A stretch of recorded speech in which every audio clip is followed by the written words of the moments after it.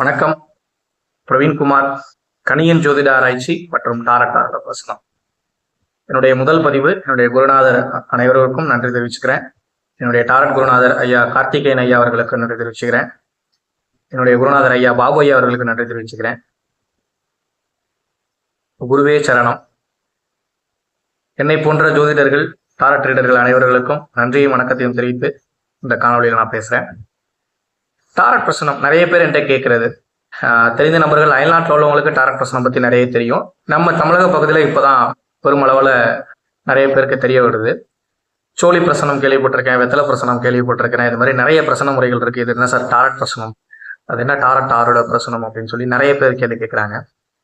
நம்ம சொல்கிற நிறைய விஷயங்கள் நடந்திருக்குது, உலக அளவில் நிகழ்வுகளும் சரி. கடைசியாக நான் சொல்லி ஒரு துயர சம்பவம் ஒன்று நடந்தது. காஷ்மீர் எல்லை பகுதியில் பயங்கரவாத தாக்குதல். இது நம்ம அனைவரையுமே ஒரு மனதளவில் பெரிய ஒரு பாதிப்பு ஏற்படுத்துனுச்சு. நான் அந்த நிகழ்வு நடப்பதற்கு நான் 3 நாட்களுக்கு முன்பு தான் போட்டிருந்தேன். பயங்கரவாதம் அப்படின்னு சொல்லி போட்டிருந்தேன், போர் பயங்கரவாதம் அப்படின்னு போட்டிருந்தேன். அதே மாதிரி அந்த நிகழ்வுகள் நடந்தது. இன்னும் நிறைய நிகழ்வுகள், இன்னும் எடுத்துக்காட்டாக சொல்லணும்னா, கடந்த வருடம் மலையில் ஒரு 16 கோடி ரூபா மண்ணோட மண்ணா கறந்துச்சு. ஒரு பாலம் ஒன்று இடிஞ்சு போச்சு. அதை நான் போட்டிருந்தேன், புதிய ஆற்றுப்பாலம் அப்படின்னு சொல்லி போட்டிருந்தேன். அது போட்டிருந்து ஒரு 10 நாளுக்குள்ளேயே இந்த நிகழ்வு நடந்தது. இது எல்லாமே கிரக அமைப்புகளை வச்சும் டாரட் பிரசனத்தை வச்சு தான் நான் சொல்கிறேன். டாரட் பிரசனம் மூலமாக நம்ம என்ன தெரிஞ்சுக்கலாம்? நம்மளுடைய வாழ்க்கைக்கு தேவையான அனைத்து விஷயங்களையும் இதில் தெரிஞ்சுக்கலாம். எடுத்துக்காட்டுக்கு சொல்லணும்னா, சார் நான் ஒரு பிஸ்னஸ் பண்ண போகிறேன், இந்த பிஸ்னஸ் ஸ்டார்ட் பண்ணலாம். நிறைய பேர் கேட்குற கேள்வி, ரொம்ப அதிகமாக கேட்குற கேள்வி, ரொம்ப எல்லாரும் கேட்குற கேள்வி ஒன்றே ஒன்று தான். ஜோதிடர்கள் பொதுவாக என்கிட்ட இல்லை, எல்லாத்தையும் கேட்குற கேள்வி ஒன்று வேலை, அடுத்தது தொழில், அடுத்தது திருமணம், வீடு கட்டலாமா, வெளிநாடு போகலாம், இவ்வளோதான். இதை தாண்டி இன்னொரு கேள்வி இருக்குன்னா குழந்தை பாக்கியம். தற்போதைய உலக அளவில் நடக்கக்கூடிய விஷயங்களில் உணவு முறை மாற்றம், அனைத்து விஷயங்களையும் தாண்டி இருக்கக்கூடியது குழந்தையின்மை பிரச்சனை. நிறைய பேர் டெஸ்ட் டியூப் பக்கம் போகிறாங்க. அது என்னை பொறுத்த வரைக்கும் மிகப்பெரிய தவறு. அதில் நிறைய காரணங்கள் இருக்குது, அதை பற்றி தனியாக கண்டிப்பாக ஒரு வீடியோ போடுறேன். இதை பற்றி மட்டும்தான் இருக்கும், வேறு எதுவும் இருக்காது. அப்போ ஒரு கேள்வி ஒருத்தர் கேட்குறாரு, சார் நான் புதுசாக பிஸ்னஸ் பண்ணலான்னு இருக்கேன், இந்த பிஸ்னஸ் தொடங்கலாமா அப்படின்னு சொல்லி கேட்குறாரு. மொத்தம் 78 துருப்புச்சீட்டுகள். இந்த 78 துருப்புச்சீட்டுகள்லையுமே ஒரு மனிதனுடைய வாழ்க்கைக்கு தேவையான அனைத்து விஷயங்கள் இருக்குமான பதில் இருக்கும். எப்படி சார் இந்த 78 சீட்டை வச்சு நமக்கு சொல்லுவீங்க அப்படிம்பாங்க. இப்போ ஒரு அசோக்னு ஒருத்தர் பார்க்குறாரு. இந்த அசோக் கும்பகோணத்துலேருந்து கேட்குறாங்க அப்படின்னு வச்சுக்கிடுவோம். அந்த அசோக்காக நம்ம அந்த 78 சீட்டுகளையும் குலுக்கி அடுக்கப்பட்டு பிரபஞ்ச ஆற்றலின் சக்தியோடு அந்த சீட்டில் நமக்கு உள்ளுணர்வு தோணும், இந்த துருப்புச்சீட்டு அவருக்கு எடுக்கலாம் அப்படின்னு சொல்லி.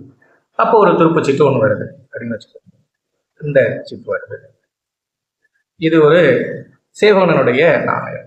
ஒரு மனிதன் இருக்கிறாரு, கையில் ஒரு நாணயம் இருக்கு, ஒரு தங்க நாணயம் போல இருக்கு, மஞ்சள் நிறத்தில். பிஸ்னஸ் பண்ணலாமான்னு அவர் கேட்குறாரு. நாணயம் அப்படின்னா பணம், காசு அப்படின்னு சொல்லி அர்த்தம். கண்டிப்பாக நீங்கள் பிஸ்னஸ் தொடங்கலாம், நல்லபடியாக லாபகரமாக இருக்கு அப்படின்னு சொல்லலாம். இதை மட்டுமே வச்சு சொல்ல முடியுமா சார்? இது எப்படி சார் சாத்தியம்? ஒரு பிஸ்னஸ்ன்னு கேட்குறாரு, இந்த சீட்டு தான் கரெக்டாக வருமா? 78 சீட்டுகளில் எந்த சீட்டுகள் வேணாலும் வரலாம். இதே சீட்டு தலைகீழாகவும் வரலாம். தலைகீழா வந்தால் ஒரு பலன், நேராக வந்தால் ஒரு பலன். இப்போ தலைகீழாக அந்த சீட்டு வந்துருச்சு, சார் இப்போதைக்கு பிஸ்னஸ் வேண்டாம், கொஞ்சம் தடைகள் இருக்கு. அப்போ என்ன தடைகள் இருக்குன்னு சொல்லிட்டு அடுத்த துணை துருப்பு நம்ம பார்க்கணும். அவருக்கு கிரகநிலைகள் எப்படி இருக்கு, என்ன ஏதுங்கிறத பார்க்கணும். இதை சார்ந்து அவருக்கு நம்ம கோவில் வழிபாடுகள், சில பரிகாரங்கள், சிஜில் குறியீடுகள், பெரும்பாலும் நான் கொடுக்கறது சிஜில் குறியீடுகள் கொடுப்பேன். அது பெரிய அளவில் வெற்றி பெற்றுட்டு இருக்கு. என்னுடைய வாடிக்கையாளர்களுக்கு தெரியும், என்னுடைய முகநூல் நண்பர்களுக்கு தெரியும். நிறைய விஷயங்களை நம்ம பார்த்துட்டு இருக்கோம் அது மூலமா. இப்போ ஒருத்தர் பணம் கொடுக்க போறேன் சார், நான் ஃபைனான்ஸ் பிஸ்னஸ் பண்ணலான்னு சொல்லிட்டு நினைக்கிறேன், பணம் கொடுக்கலாமா அப்படின்னு சொல்லி கேட்குறாரு. அப்போ இந்த துருப்புச்சீட்டு வருது. ஒரு கூடாரம் இருக்கு, ஒரு கேம்ப் இருக்கு,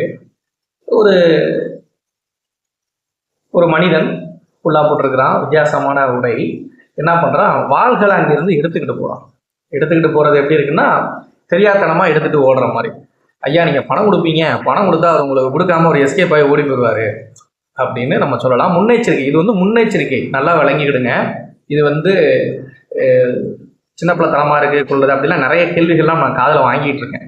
மூட நம்பிக்கை அப்படி இப்படின்லாம் எல்லாத்தையும் தவிர்த்து இதனால் பலன் அடைந்தவர்களுக்கு தெரியும். இப்போ இந்த சீட்டு வந்திருக்கு அவருக்கு, ஐயா நீங்கள் இப்போதைக்கு பிஸ்னஸ் பண்ண வேண்டாம், வெயிட் பண்ணுங்க அப்படின்னு சொல்லலாம். எப்போ பண்ணலாம் அப்படின்னு ஒரு கேள்வி இருக்கும். அதற்கான கால அவகாசத்திற்கு ஒரு சீட்டுகள் எடுத்து பார்த்து அப்படி இந்த இந்த இந்த விஷயத்த நீங்கள் இப்போ பண்ணுங்க, இப்போ அது பண்ண வேண்டாம் அப்படின்னு சொல்லலாம். இதே இப்போ வந்து ஒருத்தர், நான் ஒரு பெண்ணை விரும்புகிறேன், அந்த பெண்ணை வந்து நான் திருமணம் செஞ்சுக்கலான்னு இருக்கிறேன், எங்கள் திருமணம் எப்போ நடக்கும், அந்த பெண் எனக்கு கிடைப்பாங்களா, எங்களோட திருமணம் வாழ்க்கை எப்படி இருக்கும் அப்படின்னு சொல்லி கேட்குறாரு. அப்போ ஒரு ஒரு விஷயம் கிடைக்குது. பாசிட்டிவாகவே சொல்லுவோம், நெகட்டிவாக நிறைய இருக்குது. இந்த 10 கோப்பைகள் அப்படின்னு சொல்லி ஒரு வானவில் இருக்கு. 10 கோப்பைகள் வரிசை அடுக்கப்பட்டிருக்கு. கோப்பைகள் அப்படின்னாலே நிறைந்து இருக்கக்கூடிய அப்படின்னு தான் அர்த்தம். ஒரு கணவன் மனைவி, குழந்தை, வீடு, செழிப்பான பகுதி, இப்படி இருக்கு இந்த சித்திரம். இப்போ இந்த கார்டு வந்திருக்கு. சார் கண்டிப்பாக அவங்க 2 பேருக்குள்ள நல்ல விதமான திருமணம் முடியும், திருமண வாழ்க்கை ரொம்ப சந்தோஷமா இருக்கும், உங்களுக்கு தேவையான அனைத்து விஷயங்களும் கிடைக்கும், குழந்தை ஒரு கண்டிப்பாக ஒரு ஆண் குழந்தை ஒரு பெண் குழந்தை இருக்கும், இது மாதிரி சொல்லலாம். நிறைய சொல்ல முடியும். சார் இதே இப்போ ஒரு பிஸ்னஸ்க்காகவே திரும்ப கேட்குறாங்க, சார் நான் ஒரு பிஸ்னஸ் ஒன்று பண்ணலான்னு சொல்லியிருக்கேன், பிஸ்னஸ் பண்ணலாமா அப்படின்னு. அப்போ 2 கோப்பைகள் ஒரு கார்டு வருது. இப்போ 2 கோப்பைகள் ஒருத்தங்க பரிமாறிக்கிறாங்க. இந்த கார்டு வந்து ஒரு எனக்கு ரொம்ப பிடிச்ச ஒரு கார்டு.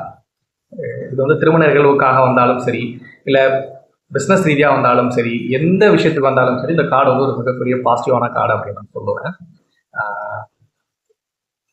இது ராகு கேது சம்மந்தப்பட்ட ஒரு கார்டு. அதையும் நான் சொல்லிக்கிட்டே இருப்பேன். இந்த கார்டு யார் யாருக்கெல்லாம் வருதோ அவர்களுக்கெல்லாம் ராகு கேதுனுடைய ஆதிக்கம் ரொம்ப அதிகமாக இருக்கும்னு சொல்லுவேன் நான்.